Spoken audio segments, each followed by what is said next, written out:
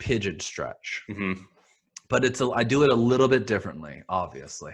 I wouldn't do it normally like a normal person. Right. Okay, so in terms of the pigeon, when people do it, they'll put one leg kind of an external rotation, right? And then that back leg kind of goes back. Now, say your right leg is kind of perpendicular, right? That's the leg in front. Uh-huh. The left leg typically goes back into the left. Now, I don't like that. I like the leg to go back into the right because you're trying to stretch out the right hip. And I call that back leg kind of the rudder. And so if you see people doing the pigeon, they're stretching out the hip, but as that other leg is going away from the body, it's shifting your weight out of that hip that's forward.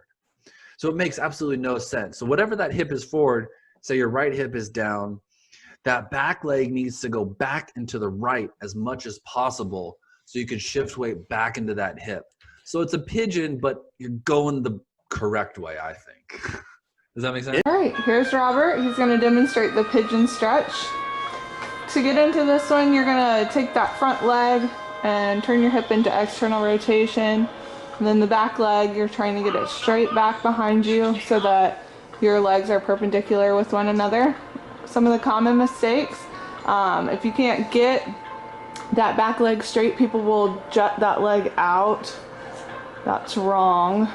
We want to get it straight back so that we can get more of a stretch, and then you're going to lean forward and in front of that